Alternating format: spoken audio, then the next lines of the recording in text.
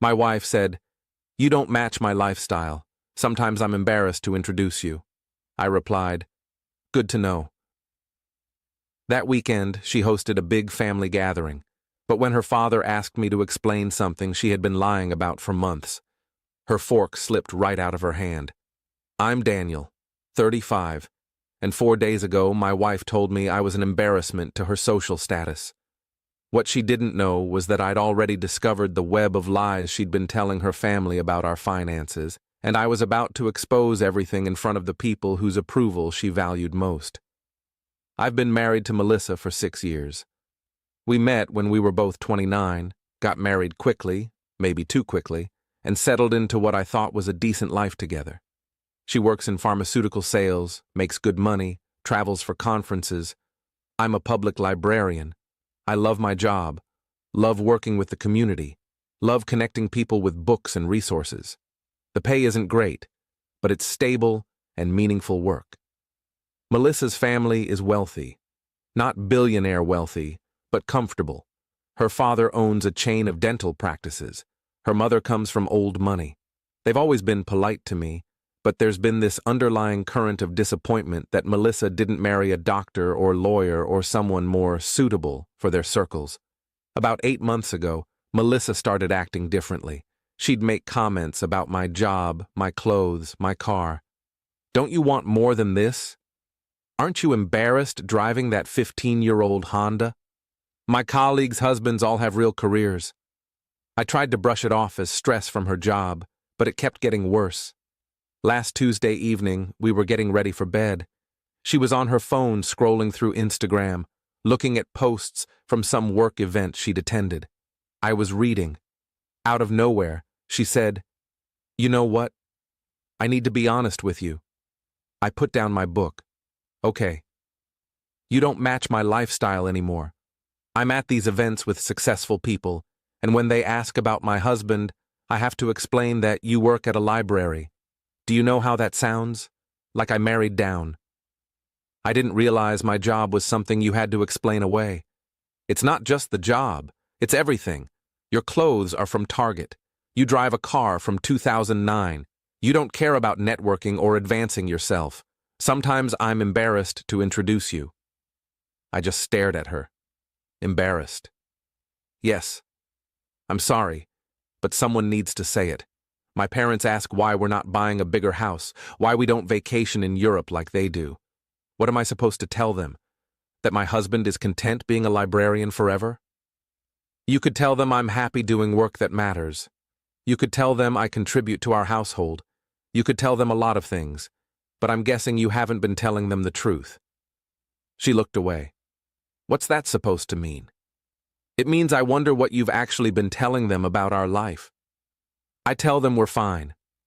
Right. Fine. She went to sleep angry. I stayed up thinking. Something about her reaction felt off, defensive in a way that suggested I'd hit a nerve.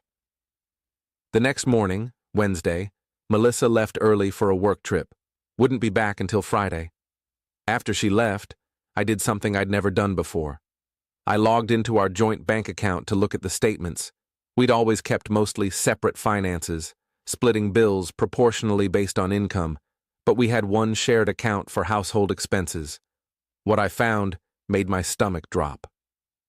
Over the past 8 months, Melissa had been transferring significant amounts of money out of her personal account into our joint account, then immediately transferring it to a different account I didn't recognize. Thousands of dollars, multiple times. There were also cash withdrawals, large ones, $500 to $800 at a time, always with notes like home repair or furniture for things we'd never purchased. I called the bank. After verifying my identity, they confirmed the secondary account was in Melissa's name only. I couldn't access it, but they could tell me it existed. I spent Wednesday and Thursday digging. I checked credit card statements I had access to. Melissa had been spending extravagantly on clothes, jewelry, dinners at expensive restaurants, places I'd never been to with her. I found receipts in her office drawer for a designer handbag that cost $3,000, for shoes that cost $800, for spa treatments and salon appointments that totaled hundreds monthly. Then I found something else. A folder in her desk labeled Financial Planning. Inside were printed spreadsheets showing our combined income and assets, except the numbers were completely fabricated. She'd created documents showing that I made $95,000 annually instead of my actual $52,000, that we had $180,000 in savings instead of the actual $23,000 in our accounts, that we owned investment properties we definitely didn't own. At the bottom of one page, in her handwriting, for Mom and Dad review. She'd been lying to her parents about our financial situation, pretending we were wealthier than we were, and based on the fake income attributed to me, she'd been inflating my salary to make it seem like I wasn't as much of a disappointment as she actually thought I was. Friday evening, Melissa came home from her trip. I didn't mention what I'd found. I was calm, almost eerily calm. She asked what I'd been up to. I said, not much. She seemed relieved I wasn't bringing up Tuesday's conversation. Saturday morning, she reminded me that her family was coming over for dinner that night. Her parents, her brother and his wife, her aunt and uncle. Big family gathering she'd been planning for weeks. Please try to make a good impression, she said. Wear the nice shirt I bought you, and maybe let me do most of the talking. Sure, I said. Whatever you want. I spent Saturday afternoon helping her prepare, setting the table, arranging flowers, all while knowing what was coming. Around 5 p.m., her family started arriving. Her father Tom, her mother Patricia, her brother Mark, with his wife Jennifer, her aunt Susan, and Uncle Robert. Everyone was polite, friendly. Patricia complimented the house, asked how we were doing. Tom talked about golf. Mark bragged about his new promotion. Normal family gathering stuff, except I could feel Melissa's tension. She kept glancing at me like she was worried I'd say something embarrassing. We sat down for dinner around 6:30. Melissa had made her signature roasted chicken. There was wine, good conversation. About halfway through the meal, Tom turned to me. Daniel, Melissa mentioned you've been doing some consulting work on the side. How's that going? I looked at Melissa. Her fork stopped moving. Consulting work? Yes, the library consulting. She said you've been advising other libraries on their digital systems. Said it's been quite lucrative. Melissa's face went pale. Dad, maybe we shouldn't talk about work at dinner. I'm just curious, Tom continued. Melissa showed us some projections last month about your combined income, and it was impressive. She said you were making almost 6 figures with your base salary plus consulting. That's wonderful. We worried about the library job initially, but it sounds like you've really built something. The table went quiet. Everyone was looking at me. Melissa's hand was shaking slightly as she picked up her wine glass. I don't do consulting, I said calmly. I work at the library. That's it. I make $52,000 a year. No side work, no consulting contracts, just my regular librarian salary. Patricia looked confused, but Melissa said, Melissa has been lying to you. I pulled out my phone, opened the photos I'd taken of the fake financial documents. She created fake spreadsheets showing that I make $95,000 annually. She's been inflating our income, inventing assets we don't have, and presenting a completely false picture of our financial situation. Melissa's fork slipped out of her hand and clattered onto her plate. Daniel, what are you doing? I'm telling your family the truth, because apparently you've been embarrassed by the reality of being married to a librarian, so you invented a better version to show them. Tom reached for my phone. I handed it to him. He scrolled through the photos, the fake spreadsheets, the real bank statements I'd photographed showing our actual modest savings, the receipts for Melissa's excessive spending. Melissa, Patricia said quietly, what is this? It's not. I can explain. Please do, Mark said, because this looks like you've been lying to all of us about your finances for months. Melissa was crying now. I just wanted you to see that I hadn't made a mistake marrying him. You all had opinions about Daniel not being successful enough, not making enough money, and I wanted to prove that we were doing well, that I'd made the right choice. By lying? Tom's voice was hard. By creating fake documents and misrepresenting your husband's income? I was embarrassed. Everyone in this family is successful and wealthy, and I'm married to a librarian who drives a 2009 Honda and wears Target clothes. Do you know how that feels? So you lied to us, Patricia said, and you've been spending— How much have you been spending, Melissa? I pulled up the credit card statement on my phone. About $4,000 a month on luxury items, designer clothes, expensive dinners, spa treatments, all while telling me I was an embarrassment for not being wealthier. The table erupted, Tom demanding to see more proof, Patricia asking why Melissa would do this, Mark saying he couldn't believe his sister would lie to the family. Jennifer just sat there looking shocked. Susan and Robert exchanged uncomfortable glances. Melissa stood up abruptly. I'm not going to sit here and be attacked. Sit down, Tom said firmly. We're not done talking about this. You've all judged Daniel from day one. Maybe if you'd just accepted him instead of always asking about his career and our finances, I wouldn't have felt like I needed to lie. That's not fair, Patricia said. We've always been polite to Daniel.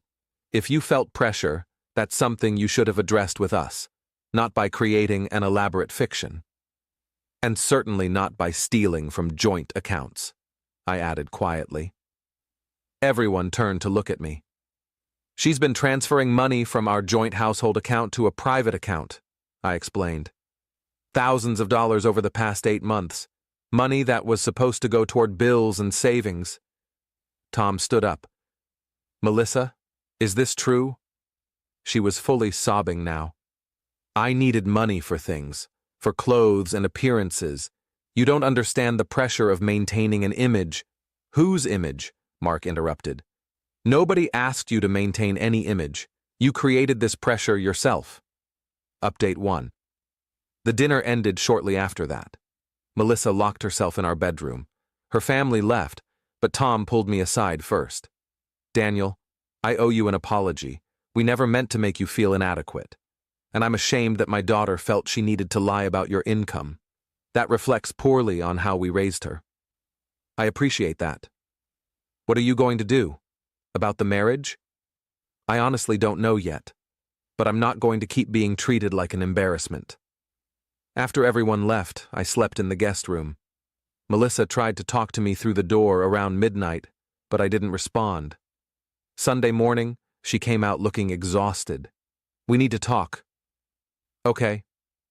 I'm sorry, for all of it, for lying to my family, for spending the money, for making you feel like you weren't enough. Do you actually think I'm not enough? Or do you just think your family thinks that? She hesitated. I don't know anymore. Maybe both. I got so caught up in trying to prove something that I lost track of what actually mattered. Which is? I don't know, Daniel. I really don't know.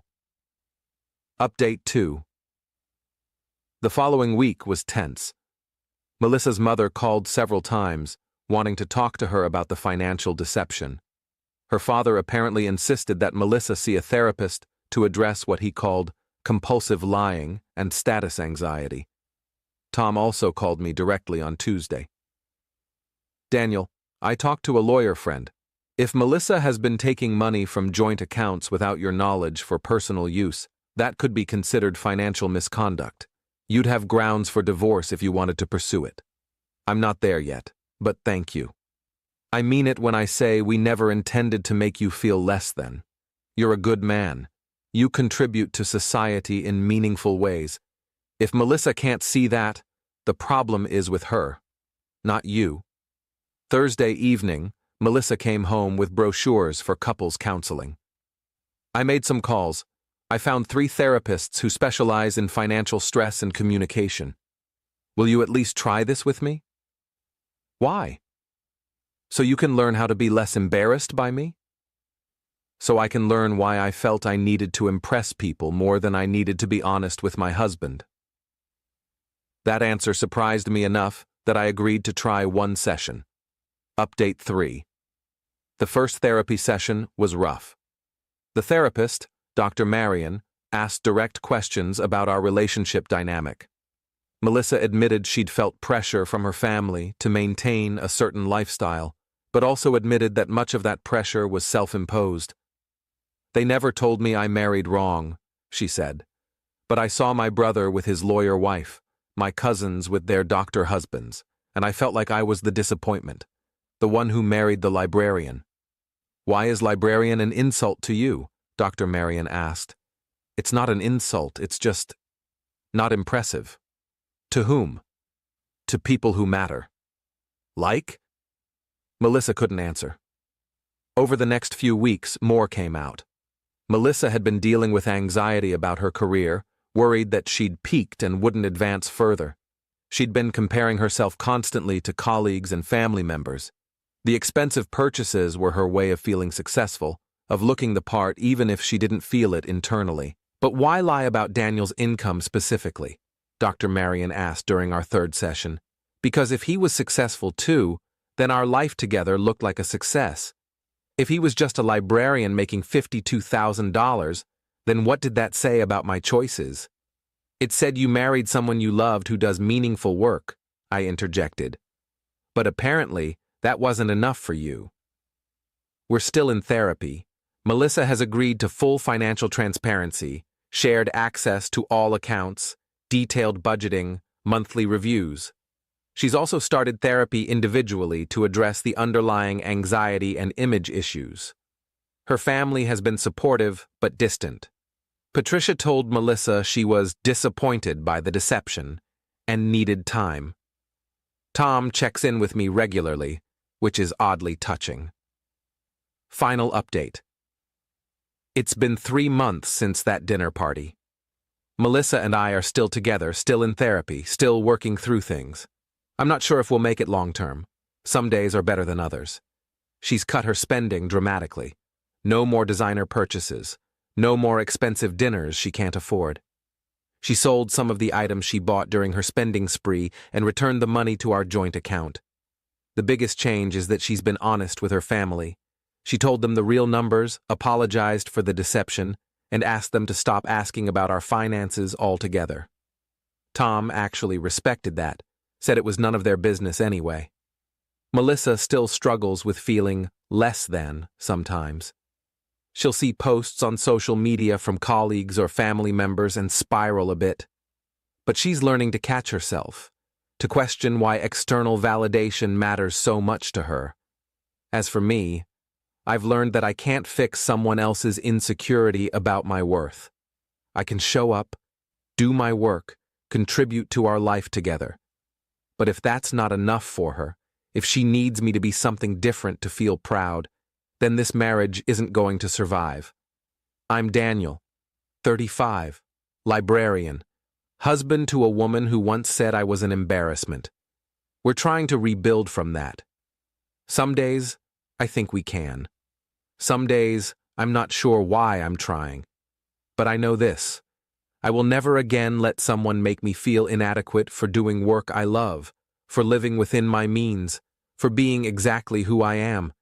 If that's not enough for Melissa, then she was never enough for me either. Edit 1. A lot of people are asking why I'm staying. Honest answer, I don't know if I am long-term. We're trying therapy and seeing if the person she's becoming through this process is someone I can trust and respect again. If not, I'll leave.